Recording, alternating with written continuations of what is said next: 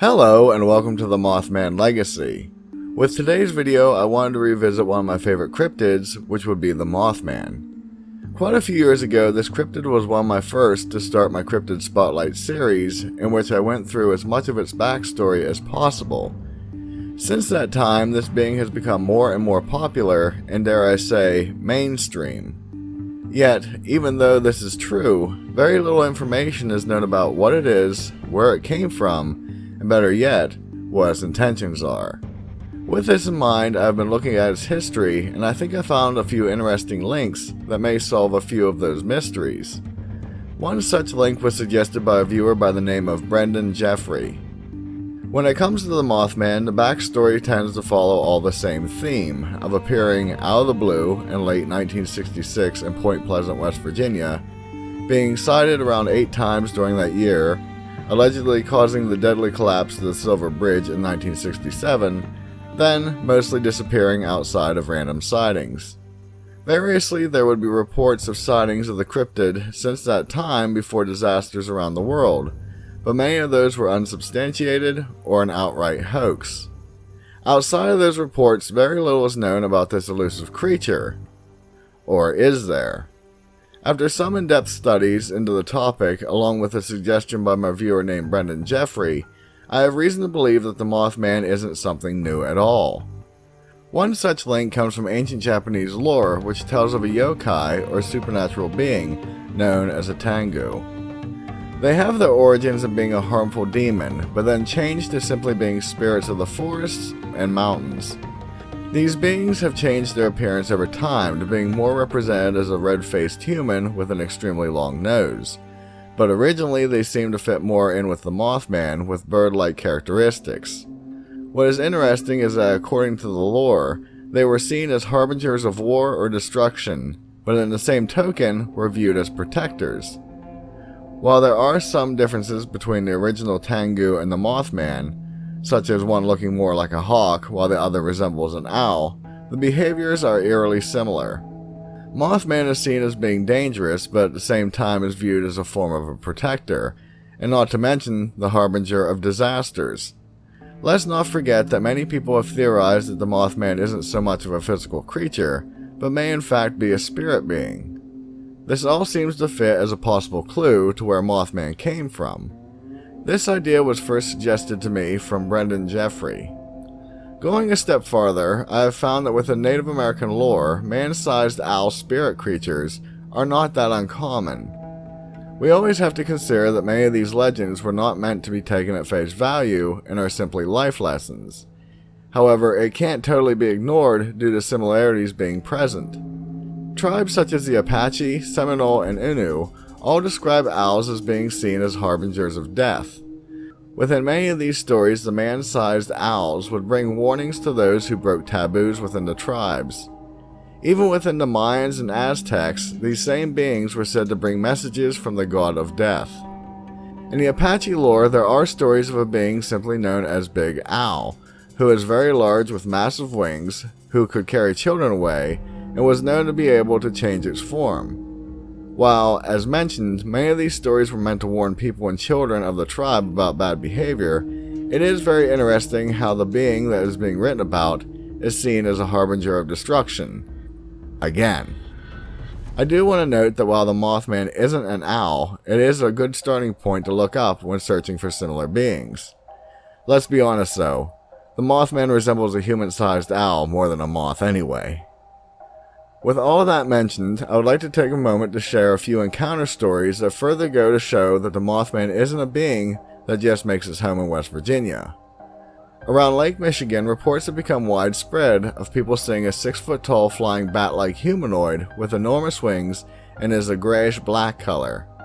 One such sighting came from a police officer and his son on May 5, 2017, while walking in the park. They described it as having a wingspan of 8 to 10 feet and saw it simply flying overhead.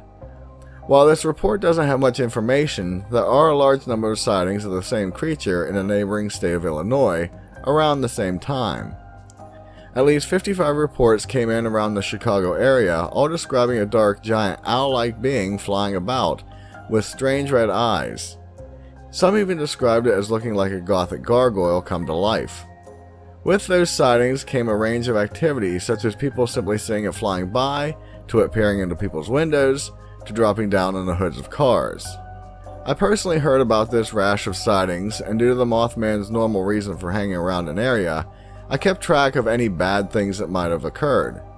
Luckily, it has been 2 years since it was first sighted, and nothing major has happened in the Chicago area that I'm aware of. It is interesting that it was described as being more of a grayish black, since that description fits with another sighting that I will get to shortly. Moving on to Minnesota, where sightings eerily follow the same pattern as the most well-known one. The I-35 West Bridge in Minneapolis, Minnesota was opened for travel in 1967, which coincidentally was the same year that the Silver Bridge collapsed in West Virginia. On June 27th in 2007, sightings of a large black-colored being with giant wings was reported as it flew around the bridge. One such report was even passed along to George Norrie of Coast to Coast AM, stating its wingspan was as large as a Ford. A month later, tragedy hit, and the bridge collapsed on August 1st, causing 13 people to lose their lives and 145 others being injured. This encounter seems so strangely similar to the Silver Bridge collapse, it is uncanny. A lot of times when I present stories about cryptids, I frequently see comments about all the sightings revolving around the US. But you are in luck, since I have 3 from other locations. On September 10th of 1978, in Freiburg, Germany, Mothman was seen, but this time for more of a good reason. Allegedly in the morning, 21 miners were on their way to work in the mine when they came across a large, dark being with giant wings blocking the entrance. For some reason, they approached the being, and it unfurled its wings and let out an ear-piercing shriek that they described as sounding like 50 people screaming or a train putting on its brakes. Deciding not to try to get past the creature, the men worked on other things, and later that day they heard a loud bang. Rushing back to the mine entrance, they found that it had collapsed suddenly. The men attributed the being to saving their lives, since it stopped them from entering the mine. They named the creature the Freiburg Shrieker for obvious reasons. Sadly, the story doesn't end there, since a few of the men promised to bring forth proof of their encounter, but died under mysterious circumstances, while others were afflicted with mental ailments following their encounter. This last part is interesting, since some, albeit a small percentage, have claimed that the Mothman does have psychic abilities. Moving on, I want to mention 2 stories that are more in the questionable realm, much like the debated Chernobyl Blackbird story. I mention them here for posterity, but am quite uncertain as to the validity behind each. The first comes to us from Cornwall, England, where on April 17th in 1976, 2 girls reportedly saw a large grayish-colored creature with glowing red eyes flying around the steeple of the Cornwall Church. This being was quickly called the Cornwall Owlman. Then on July 3rd, 2 other girls, Sally Chapman and Barbara Perry, were camping near the same church when they heard a hissing noise. When they turned to see what was causing the ruckus, they saw a large gray owl-like creature the size of a man with red eyes flying in the air.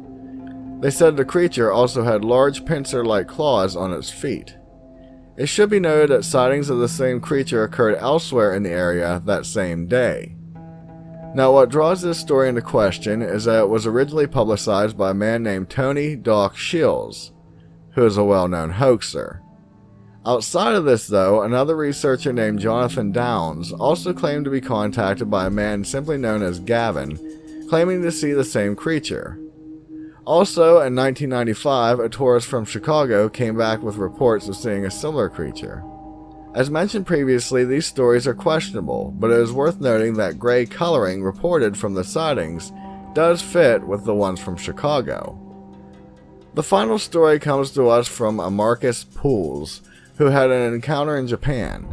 Marcus was in Japan on business where he stayed with a friend. One night the 2 ventured out to check on a biology station that his friend's undergrads had constructed near the Fukushima power plant. During the night, they suddenly heard a loud whoosh sound followed by an ear-piercing shriek. Everyone looked towards the power plant and saw a large black-colored being flying around the building where the reactor cores were housed. After a few minutes, it flew right towards the group, and that is where it was noticed that it had blood-red eyes. Marcus said it was obvious that the creature saw them, but made no attempts to hide as it flew off into the darkness. A week after the trip, devastation hit the plant and it exploded. While I am unsure about the validity of this story, I have found this information in different areas and it is largely unchanged. This leads me to believe that it may be a real encounter. Of course, I paraphrased a lot in the sake of time, but I will leave a link to the full story in the description. So it is at this point that I want to focus on a few questions about this cryptid. What it is, where it's from, and what are its intentions. The following are all my personal beliefs on the matter, so take that for what it is. After studying this topic more than anyone should, I have come to the conclusion that the Mothman seems to be some type of watcher. Does that make it extraterrestrial or a spirit being? Not necessarily. But what I do know is that it seems to come around to alert people to something bad about to happen. I don't believe it causes these calamities, but I do think it knows what is going to happen. Originally I thought this creature must be the worst at its job, since it always warns people, but the results end the same, with death and destruction. However, it is at that point that I realized that this also fits with being a watcher over being a protector. As a watcher, it can be like, here's the information, do with it as you will, whereas a protector would be more concerned with actively saving lives. To me, the Mothman falls into the intelligent category of being much like Bigfoot. Both have an origin story that is largely unknown, but it is assumed that they have always been here. If you take the Japanese lore into account, I couldn't help but immediately liken this being to almost following suit with the Jinn. Granted, the Jinn are not from Japan. This especially comes into focus when reading about stories where it is helping people, but in another is attacking cars or stealing people's dogs. This too fits, since the Jinn are said to be beings living on a different plane of existence, but when they come into our realm, they can be helpful or harmful depending on how they feel at any given moment, being they are morally gray. Now, I am not saying the Mothman is the same as a Jinn, but it is an interesting idea. Another thing most people get confused about is they view the Mothman as a singular being. But from what I have uncovered, I strongly have no reason to not assume that this creature is part of a whole species of the same kind. So yet again we are left with quite a few more questions behind this being, but I do find it fascinating that ancient writings do seem to discuss a being that was largely unheard of prior to 1966. So as I end this, I first wanted to say thank you all for sticking with me during my spotty upload schedule as of late. I am finally done with the powerhouse job and things are finally getting back to how they should be around here. Also, I wanted to mention that here in a few months I am planning on making a trip to West Virginia, specifically to visit the home of the Mothman. When I figure out a date, I will let you all know, but I do plan on recording most of that trip and will be uploading it. As always, I am curious to hear about your opinions on this video's topic. The Mothman is one of the two cryptids I have the most interest in, and I thoroughly enjoy it when I can bring new information to you. I am interested in hearing your theories as well on this being, since it is quite a fascinating topic. If you haven't yet done so, do please consider subscribing to my channel for similar content to this, and I would also greatly appreciate it if you could share my videos with someone you know who may be interested in this type of genre. With that, be safe, and I'll see you in the next one. Later!